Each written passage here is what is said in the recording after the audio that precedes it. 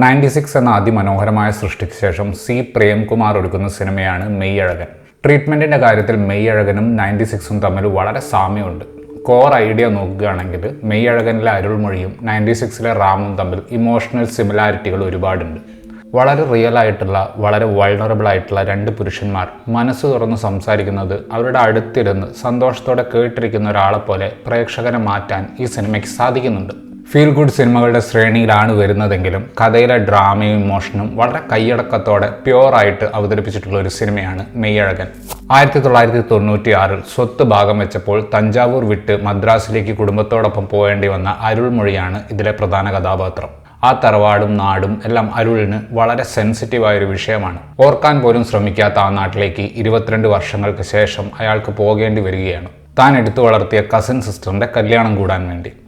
മനസ്സില്ലാ മനസ്സോടെയുള്ള ആ തഞ്ചാവൂർ യാത്രയും അവിടെ വെച്ച് അയാൾ കണ്ടുമുട്ടുന്ന ഒരു ബന്ധുവും അതിനുശേഷം നടക്കുന്ന രസകരമായ സംഭവങ്ങളുമാണ് മെയ്യഴകൻ്റെ ഇതിവൃത്തം. തൻ്റെ ആദ്യ സിനിമയിലൂടെ തന്നെ സ്വന്തം സിഗ്നേച്ചർ എന്താണെന്ന് പ്രേക്ഷകരെ അറിയിച്ചു കൊടുത്തിട്ടുള്ള ഒരു സംവിധായകനാണ് പ്രേംകുമാർ.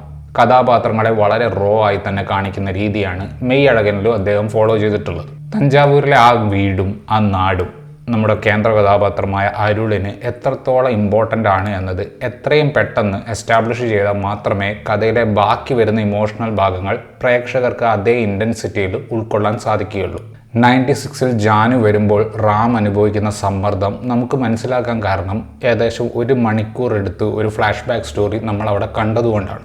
എന്നാൽ മെയ്യഴകനിൽ ഒരു 10-15 മിനിറ്റ് കൊണ്ട് പ്രേംകുമാറിന് ഇത് സാധിക്കുന്നുണ്ട്. അരുൾ തൻ്റെ ഓരോരോ ബന്ധുക്കളെ കാണുന്നതും സ്റ്റേജിൽ വെച്ച് പെങ്ങളെ കാണുന്നതുമൊക്കെ എക്സ്ട്രീംലി ഇമോഷണൽ ആയിട്ടുള്ള സീനുകളാണ്. 22 വർഷത്തെ കാത്തിരിപ്പ് കഥാപാത്രങ്ങളുടെ ഇമോഷൻസിൽ നമുക്ക് കാണാൻ സാധിക്കും. സെക്കൻഡ് ഹാഫിലേക്ക് വരുമ്പോൾ കഥ വളരെ വ്യത്യാസമുള്ളൊരു സ്വഭാവം സ്വീകരിക്കുന്നുണ്ട്. കാർത്തി അവതരിപ്പിക്കുന്ന കഥാപാത്രത്തെ കൂടുതൽ അറിയാൻ വേണ്ടി പരസ്പരം കാര്യമായ ബന്ധമില്ലാത്ത 3 സബ്പ്ലോട്ടുകളിലേക്ക് സിനിമ തെന്നി നീങ്ങുന്നുണ്ട്. ജല്ലിക്കെട്ട്, ചോളചരിത്രം, ശ്രീലങ്കൻ തമിഴരുടെ ത്യാഗങ്ങൾ, ഇതൊക്കെയാണ് അതിലെ വിഷയം. ഞാൻ ആദ്യം കരുതിയത് CSKയും ജല്ലിക്കെട്ടും എല്ലാം പടത്തെ കുറച്ചുകൂടെ കമേഴ്സ്യലാക്കാൻ വേണ്ടി പ്രേംകുമാർ നടത്തിയ വിട്ടുവീഴ്ചയാണെന്നാണ്. പക്ഷേ ഇതെല്ലാം കാർത്തി അവതരിപ്പിക്കുന്ന കഥാപാത്രത്തിൻ്റെ തോട്ട് പ്രോസസ്സ് കൺവേ ചെയ്യാൻ വേണ്ടി സൃഷ്ടിച്ചതാണെന്ന് പിന്നീട് നമുക്ക് മനസ്സിലാവുന്നുണ്ട്. ഇതെല്ലാം അയാൾ അരുളിനോട് പറയാനും വ്യക്തമായ കാരണമുണ്ട്. പ്രേംകുമാർ നിർമ്മിക്കുന്ന കഥാപാത്രങ്ങൾക്ക് ഞാൻ കണ്ടിട്ടുള്ള ഒരു പ്രത്യേകത, കാര്യമായ ഇമോഷണൽ ഡ്രാമ ഒന്നും പുറമേ കാണിക്കുന്നില്ലെങ്കിലും നമുക്ക് നമ്മുടെ ഒരു ബെസ്റ്റ് ഫ്രണ്ടിൻ്റെ മുഖത്ത് വരുന്ന ചെറിയ മാറ്റം പോലും കണ്ടുപിടിക്കാൻ പറ്റുന്ന പോലെ ഈ കഥാപാത്രങ്ങളെ റീഡ് ചെയ്യാൻ സാധിക്കും. അതിനാടകീയമായ പ്രസൻറ്റേഷൻ സീനുകൾക്ക് കുറവായിരിക്കും. സിനിമയിൽ അരുൾ അനുഭവിക്കുന്ന ആങ്സൈറ്റി സഹാനുഭൂതിയോടെ കാണാനേ നമുക്ക് സാധിക്കുകയുള്ളൂ. സിനിമയുടെ അവസാന ഭാഗത്തേക്ക് വരുമ്പോൾ അരുൾ അനുഭവിക്കുന്ന ഒരു ഗിൽട്ട് സിനിമാറ്റിക്കായി അവതരിപ്പിക്കുക വളരെ ബുദ്ധിമുട്ടുള്ളൊരു കാര്യമാണ്. പക്ഷേ കഥാപാത്രങ്ങൾ തമ്മിലുള്ള ഇക്വേഷൻ വളരെ സ്മൂത്തായി അവതരിപ്പിച്ച് അരുളിനോട് പ്രേക്ഷകന് ഒരു എമ്പതി തോന്നുന്ന അവസ്ഥയിലേക്ക് സിനിമയെ കൊണ്ടുപോകാൻ പ്രേംകുമാറിന് സാധിക്കുന്നുണ്ട്. 96ലെ ഒരു ക്യാമറാമാൻ ആയിരുന്ന മഹേന്ദ്രൻ ജയരാജുവാണ് ഈ സിനിമയുടെ സിനിമാറ്റോഗ്രാഫി കൈകാര്യം ചെയ്തിട്ടുള്ളത്. വളരെ ലൈവ്ലി ആയിട്ടുള്ള ഫ്രെയിമുകൾ സിനിമയുടെ പേസിംഗ് കൂടി മനസ്സിലാക്കിയിട്ടാണ് ഒരുക്കിയിട്ടുള്ളത്. അതുകൊണ്ട് തന്നെ ഭൂരിഭാഗം ഫ്രെയിമുകളും സ്റ്റാറ്റിക് ആണ്. യാരോ ഇവൻ യാരോ എന്ന കമൽഹാസൻ പാടിയിട്ടുള്ള പാട്ടല്ലാതെ വേറെ ഏതെങ്കിലും പാട്ട് ആദ്യ കാഴ്ചയ്ക്ക് ശേഷം ഞാൻ വീണ്ടും കേൾക്കുമോ എന്ന് എനിക്കറിയില്ല.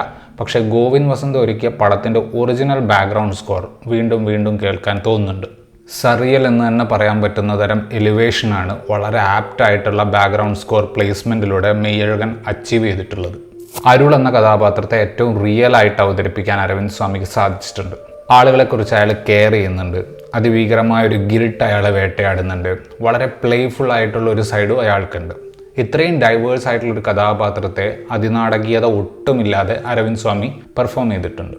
B&C സെൻറ്ററുകൾ ലക്ഷ്യമാക്കി ഇറക്കുന്ന വില്ലേജ് ഡ്രാമകളിൽ കാർത്തി പലപ്പോഴായിട്ട് ചെയ്തിട്ടുള്ള കഥാപാത്രങ്ങളുമായി സാമ്യമുള്ളൊരു കഥാപാത്രമാണ് ഈ സിനിമയിലും ചെയ്തിട്ടുള്ളത്. പക്ഷേ പ്രേംകുമാർ അത്തരത്തിലുള്ള ലൗഡ് ഡ്രാമയുടെ ഫാൻ അല്ലാത്തത് കൊണ്ട് മെയ്യഴകനിൽ ഈ കഥാപാത്രം നല്ല സ്വാഭാവിക നർമ്മത്തിൻ്റെ സോഴ്സായി മാറുന്നുണ്ട്. കഥകൾ നരേറ്റ് ചെയ്യുന്ന സീനുകളിൽ കാർത്തി എന്ന നടന് ആളുകളുടെ ശ്രദ്ധ എങ്ങോട്ടും പോകാത്ത രീതിയിൽ പെർഫോം ചെയ്യാൻ സാധിക്കാറുണ്ട്. കൈദിയിലൊക്കെ നമ്മളിത് കണ്ടിട്ടുള്ളതാണ്.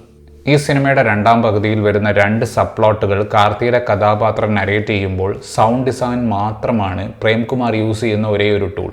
ഇമ്പാക്റ്റ് കൂട്ടാൻ വേണ്ടി ഒരു ഗൺ ഫയറിൻ്റെ ഒരു ഇൻസേർട്ട് ഷോട്ടും വെച്ചിട്ടുണ്ട്. ദേവദർശിനിയും ശ്രീദിവ്യയുമാണ് ഈ 2 കഥാപാത്രങ്ങളുടെ ഭാര്യമാരുടെ വേഷം അവതരിപ്പിച്ചിട്ടുള്ളത്. രാജ് കിരൺ ആസ് യൂഷ്വൽ പാസം തുള്ളിത്തുളുമ്പുന്ന കാരണവരുടെ റോളിലാണ് വന്നിട്ടുള്ളത്. പക്ഷേ പ്രേംകുമാറിൻ്റെ സിനിമ ആയതുകൊണ്ട് കാണാൻ കുറച്ചുകൂടെ റിയലാണ്. സ്വാതി കൊണ്ടേ, ജയപ്രകാശ്, അരുളിൻ്റെ ചെറുപ്പകാലം അവതരിപ്പിച്ച ശരൺ ശക്തി എന്നിവരാണ് മറ്റ് പ്രധാന കഥാപാത്രങ്ങളെ അവതരിപ്പിച്ചിട്ടുള്ളത്. സിനിമ തീരുന്നതിനോടടുത്തായിട്ട് ഈ 2 കഥാപാത്രങ്ങൾ തമ്മിൽ ഫോണിൽ സംസാരിക്കുന്ന ഒരു സീനുണ്ട്. വളരെ ന്യൂട്രലായ ഒരു സ്ഥലത്ത് നിന്ന് എക്സ്ട്രീംലി സാഡായിട്ടുള്ള ഒരു ഫേസിലേക്ക് പോയി പിന്നെ തിരിച്ച് ഫീൽ ഗുഡ് സ്പേസിലേക്ക് വരുന്ന ഒരു ട്രാൻസിഷൻ ആ സീനിൽ നടക്കുന്നുണ്ട്. അതിമനോഹരമായിട്ടാണ് പ്രേംകുമാർ ആ സീൻ കൺസീവ് ചെയ്തിട്ടുള്ളത്. 177 മിനിറ്റ്, അതായത് ഏതാണ്ട് 3 മണിക്കൂർ അടുത്തുണ്ട് ഈ സിനിമ. പക്ഷേ ഇടയ്ക്ക് വന്നൊരു ഫോൺ കോൾ കട്ട് ചെയ്യാനല്ലാതെ എൻ്റെ കൈ ഫോണിലേക്ക് പോയതേയില്ല. വേറൊരാളുടെ സന്തോഷത്തിൽ നമ്മൾക്ക് കിട്ടുന്ന സന്തോഷത്തിന് സെക്കൻഡ് ഹാൻഡ് ഹാപ്പിനെസ് എന്ന് പറയുന്നത് കേട്ടിട്ടുണ്ട്. കഥാപാത്രങ്ങളുടെ സന്തോഷം കാരണം പ്രേക്ഷകന് സന്തോഷം കിട്ടുന്ന റെയർ എക്സ്പീരിയൻസ് ആണ് മെയ്യഴകൻ.